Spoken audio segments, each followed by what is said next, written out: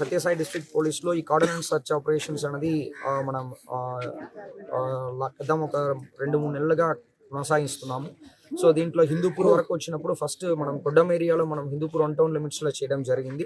దాని తర్వాత ఇప్పుడు మన తిలక్ నగర్లో హిందూపూర్ రూరల్ సర్కిల్ లిమిట్స్లో లేపాక్షి పోలీస్ స్టేషన్ లిమిట్స్లో పులిమర్తి పంచాయత్ పులిపర్తి మండలంలో ఉన్న తిలక్ నగర్లో ఈ రోజు నిర్వహించడం జరిగింది.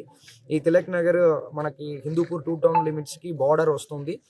అదేవిధంగా మన బెంగళూరు కూడా 8-9 కిలోమీటర్స్లో బార్డర్, కర్ణాటక బార్డర్ వస్తుంది, చిక్బల్లాపూర్ డిస్ట్రిక్ట్ అనుకుంటున్నాను. సో ఇదన్నీ కూడా అదేవిధంగా రైల్వే ట్రాక్, హైవేస్ ఇదన్నీ ఉండడం వల్ల నేరాలు జరగడానికైనా ఆస్కారం ఎక్కువ ఉంది. కాబట్టి ఈరోజు ఈ తిలక్ నగర్లో మనం కార్డినెన్స్ సెర్చ్ ఆపరేషన్ నిర్వహించడం జరిగింది.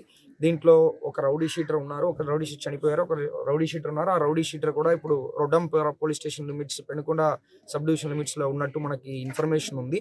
సో అది కాకుండా ఇక్కడ చిన్న చిన్న నేరాలు గతంలో 2024లో మర్డర్ కూడా గతం ఒక 3-4 ఇయర్స్లో ఒక 28 అఫెన్సెస్ వరకు జరిగింది. ఇప్పుడు అందుకే ఒక ప్రజల్ని కలిసి సో వాళ్ళు కూడా ఒక అవేర్నెస్ కలిగించినట్టు ఇప్పుడు డ్రోన్ అనేది మనం ప్రయారిటీ ఇస్తున్నాము.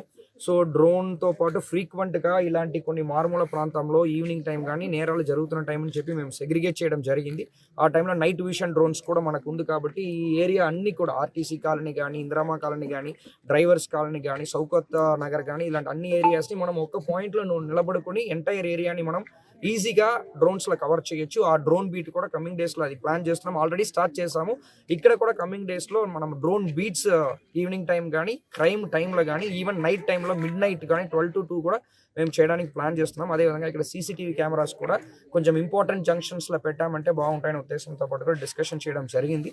సో ఇదే కొంచెం మనం ఆల్మోస్ట్ ఇప్పుడు వరకు 48 బైకులు అంటే మేబీ అది 65 బైక్ వరకు వెళ్ళొచ్చు. నంబర్ లేనివి, తర్వాత ప్రాపర్ రికార్డ్స్ లేనివి.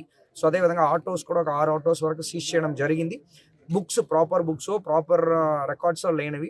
సో ఇవన్నీ కూడా క్రైమ్ వెహికల్గా ఉండడానికి స్కోప్ ఉంటాయి. అదేవిధంగా ఇక్కడ ఉన్న వాళ్ళు ఇలాంటి వెహికల్స్ తీసుకున్నప్పుడు కూడా వితౌట్ రికార్డ్స్తో పాటు మన కర్ణాటక నుంచి తీసుకోవడం కూడా వన్ ఆఫ్ ద రీజన్. వాళ్ళ ప్రజలు ప్రాపర్ రికార్డ్స్ ప్రొడ్యూస్ చేశారంటే వీళ్ళన్నీ కూడా వాళ్ళకి హ్యాండ్ ఓవర్ చేయబడతాయి. సో ఇక్కడ ఉన్న ప్రజలకు కూడా కోరుకున్నది ఏంటంటే ఏదైనా ఇన్సిడెంట్ జరిగినప్పుడు కానీ, లేకపోతే ఏదైనా డౌట్ఫుల్గా అనుమానాస్పరంగా ఎవరైనా ఇక్కడ ఉన్నారంటే కూడా ఇమీడియట్గా పోలీస్ ఇన్ఫార్మ్ చేయాలని చెప్పి కోరుకుంటున్నాను. Local to global news at your fingertips. మీ చేతిలో ఒక ఆయుధం. డౌన్లోడ్ రా టీవీ యాప్.